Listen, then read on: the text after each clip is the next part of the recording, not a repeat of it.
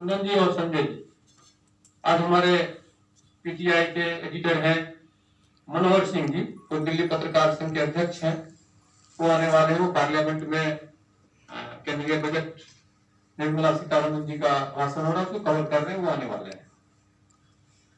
ये हमारी संस्था 1972 से रजिस्टर्ड है, भारत सरकार की एकमात्र संस्था है, नेशनल यूनियन ऑफ जर्नलिस्ट, उसकी वो दिल्ली इकाई है। ये मेरा सौभाग्य है कि बीते साल उन्होंने मुझे महासचिव का पद दिया है। खैर, ये पुलिस दुर्दशा के निवारण में पत्रकारों एवं सेवानिवृत्त पुलिस कर्मियों की भूमिका, ये विषय इतना बड़ा है और इतना बृहद इसका रूप है कि इस पर जो पुलिस के आला साहब रहे हैं, पुलिस के आला अधिकारी रहे हैं, उन्हें ज्यादा पता है कि पुलिस की जो दुर्दशा है वो बहुत ही विकट है। मैं जब छिका सिंह जी कह रहे थे कि इस विषय पर बोलना है, परसों तय हुई थी, तो मैं जरा खंगाल रहा था कुछ इंटरनेट पर और कि पुलिस दुर्दशा पर क्या क्या चीजें हुई है। मैं सोच के बड़ा अजब लगता है।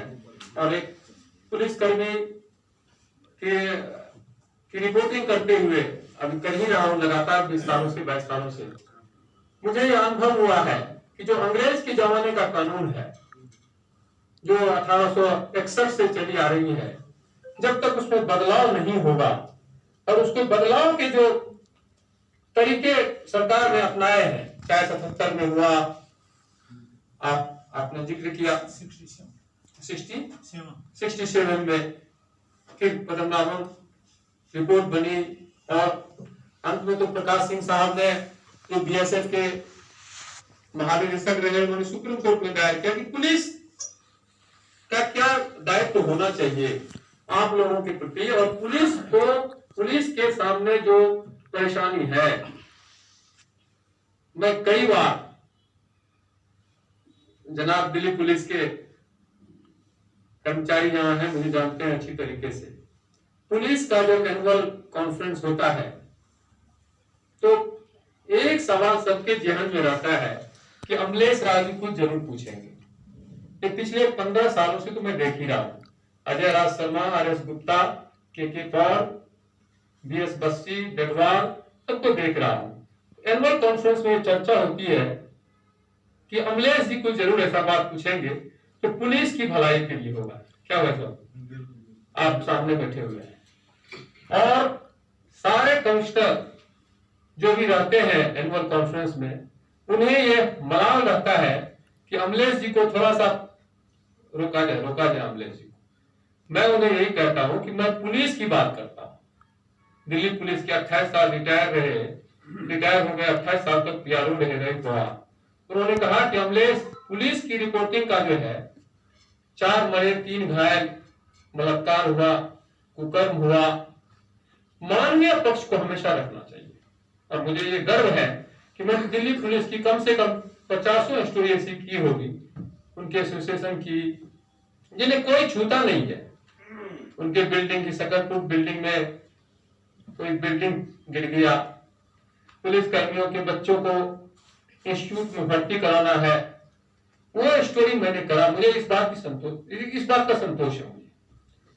पुलिस की जो दुर्दशा है उसके लिए भाई साहब सही कह रहे थे, दिलावर सिंह भी सही कह रहे थे, एक डेमोक्रेटिक कंट्री में जो सत्ता जिसके हाथ में है, डेमोक्रेटिक कंट्री में जिसके हाथ में सत्ता है, जब तक चाहे निर्जीत गुप्ता कमेटी हो और उसके बाद की कमेटी हो, उस कमेटी पर जो जब तक अमल नहीं होगा, और उस कमेटी पर अमल कौन करेगा?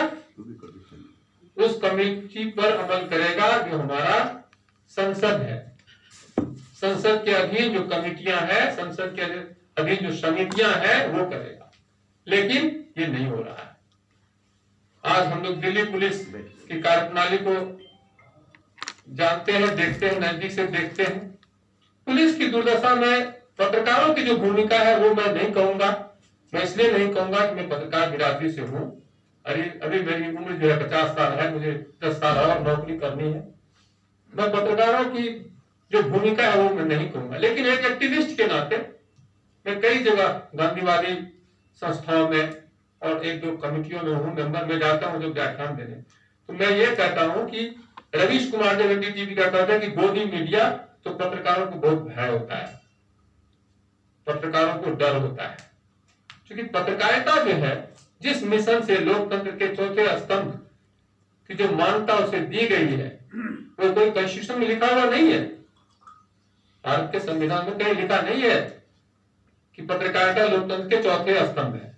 कार्यपालिका, विधायिका, न्यायपालिका, हमने अपनी जो छाप बनाई थी, हमने अपना जो कर्म किया था वो गांधी जी से लेके और गणेश शंकर विद्यार्थी और फिर ताजा हालात में अटल बिहारी वाजपेयी जैसे लोग जो पत्रकारिता के महत्ता को जानते थे, नए नए लोग आते गए और फिर पत्रकारिता में जो हुआ वो आपके सामने है, आप देख रहे हैं। ये जो गोदी मीडिया है, मीडिया का एक ऐसा वर्ग है, कुछ लोगों के हाथ का खिलौना बना हुआ है। हम लोग संजोग से ऐसा हुआ कि मेरी नौकरी शुरुआत हुई इंडियन एक्सप्रेस से और अभी भी कर रहा हूं एक ऐसा मीडिया संस्थान जहां लिखने की आजादी नहीं, लिखने की आजादी उसी संस्थान में हो सकता है जो सत्ता से टक्कर लेने की, सत्ता से दो हाथ करने की इसमें ताकत हो।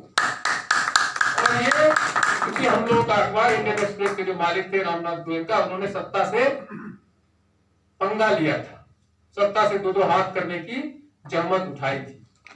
और उसी संस्थान में काम करते हुए हम लोगों को भी जरा सा ये मनोबल हमारा ऊंचा बढ़ा है। हम आपसे आग्रह करते हैं, और भाई साहब ने बहुत धार्मिक आध्यात्मिक चीजें कोरोना के समय में मैंने भी बहुत बारीकी से गीता और रामायण और महाभारत देखा है, बहुत करने से। और कहावत तो है ही कि भगत सिंह पैदा हो लेकिन दूसरे के परिवार में। राम तो सब बनना चाहता है, भरत तो सब बनना चाहता है। राम और भरत का जो संबंध था उससे जब तक आप बारीकी से नहीं जानेंगे कि खड़ाऊ रख के और 14 साल तक वनवास में जिस तरह से राम ने अपने भाई के तपस्या को देखा, आप देखिए कि क्या क्या वो तपस्या थी, क्या मतलब आध्यात्मिक चीजें मैं नहीं कहना चाहता हूँ, सारे सीनियर लोग हैं, हमारी उम्र उनसे आध्यात्मिक प्रवचन में नहीं है, लेकिन एक जो सामान्य व्यवहार है, सामान्य चीजें हैं, जो सामान्य चीजें लोगों को नहीं मिल रही है, उसके लिए हमारा कौन दायित्व है, कौन मतलब